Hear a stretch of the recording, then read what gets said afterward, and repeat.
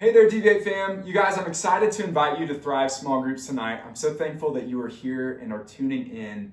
In fact, we're capping off our image series, and I've been so encouraged by what we've learned about who we are as image bearers of God. So often it feels like we have confusion about this. What is my identity? What is my calling? What am I supposed to be doing? What is expected of my gifts and my skills? And I want to continue that as we finish our image series tonight. In fact, you may remember a story I shared last week where I talked about how I got to a point in my life where I thought that if my skills were not good next to someone else's, or if I didn't think that they were cool enough or good enough, then I would rather not even use them. And that was a pretty strong place, a strong statement for me to have at that low place in my life.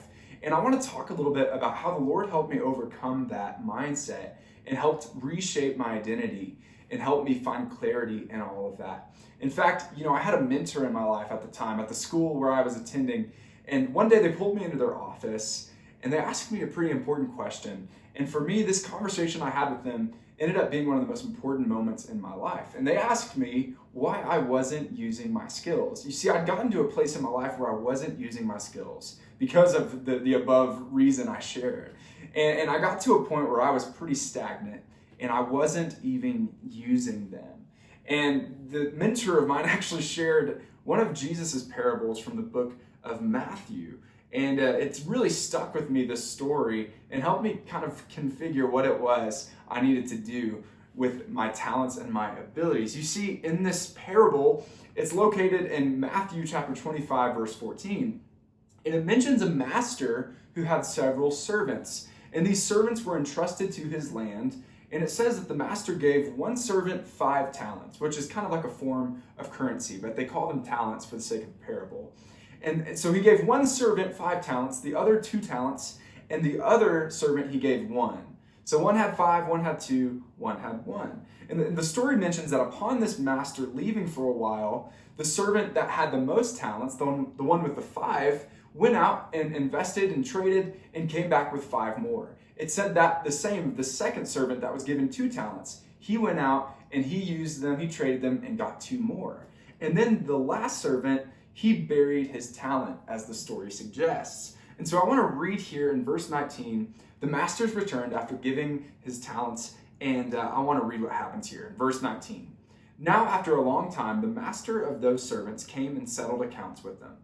And he who had received the 5 talents came forward, bringing 5 talents more, saying, Master, you delivered to me 5 talents. Here I have made 5 talents more. His master said to him, well done, good and faithful servant. You have been faithful over a little. I will set you over much. Enter into the joy of your master. And he had also, who had the 2 talents, came forward, saying, Master, you delivered to me 2 talents. Here I have made 2 talents more. And his master said to him, well done, good and faithful servant. You've been faithful over a little. I will set you over much. Enter into the joy of your master.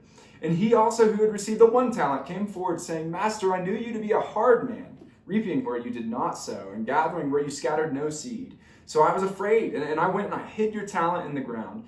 Here, have what is yours. But his master answered him, you wicked and slothful servant. You knew that I reap where I have not sown, and gather where I scattered no seed. Then you ought to have invested my money with the bankers, and at my coming I should have received what was my own with interest. So take the talent from him and give it to the one who has 10 talents. Wow. So there's a few things that I want to point out to y'all that I learned from this story. I mean, we see here towards the end that the servant that just went and buried it, he actually had to give his to the one who had the most upon his trading, the one with the 10, right? And so what is the difference, you might would say, between the first 2 servants and the last? Well, the difference, I think, is the first 2, they actually just went and did something with what they were given. With the talents they were given, they went out, they traded, they invested, and they did something. And the other, they didn't do anything, is kind of what we read here. And the first thing I want to share to you guys tonight is this. Your gifts are not judged on what you think of them, but on whether or not you use them. You see, your gifts are not judged on what you think of them, but on whether or not you actually use them. It was the 2 servants who actually used what they'd been given that were rewarded by the master. The last servant was actually scolded for not at least investing it for some form of interest. And you see, our gifts are intended to glorify God. I've tried to make that a theme throughout this series. And if we do not use our gifts, then we're not being good stewards of what God's given us. You see, just because I thought in my little story, in my illustration, that my gifts were not as great as I'd liked, that did not mean that what I did have should not be used for God's glory, right? And that's why my second idea I want to share from this passage is this. If your gifts were given to you for God's glory, the least you can do is use them. If your gifts were given to you for God's glory, the least you can do is use them. The two servants that used what they'd been given, you may remember, they actually got something in return. They'd gone out, they'd made use of what the master entrusted, and actually were able to contribute something at the end of the day.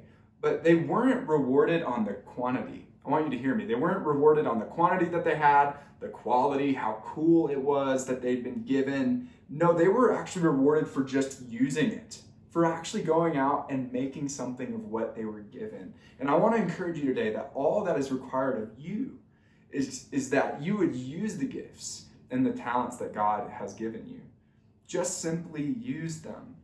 You need to put to use what God has given you specifically. Don't allow the things that you've been given to become your identity, right? Instead, allow these gifts that God gave you to glorify Him. And we read that we will be rewarded upon the use of our gifts and simply using them to glorify God, not based on what we think about them, not based on anything that would lead to an ego or pride, but simply on just being good stewards and being faithful to what we've been given. And that's really the message tonight. I want you to remember your gifts are not judged on what you think of them, but on whether or not you actually use them. Your gifts are not judged on what you think of them, but on whether or not you use them. And my second idea, remember, if your gifts were given to you for God's glory, the least you can do is use them. If your gifts were given to you for God's glory, the least you can do is use them. So you guys, you've been given gifts, I believe. You've been given talents and abilities. I want to encourage you tonight to not fall into the trap of comparison, but to use faithfully what you've been given, allowing God to use fully what He's given you in the way that He can, which is best. And as we allow Him to have full ownership of our lives and our abilities, He can do more to His glory than we could do ever by ourselves. I love you guys so much. And I'd love for you to comment and just interact with what we've learned tonight, sharing what you've thought, maybe ideas and questions, so that we can engage each other tonight. Love you very much.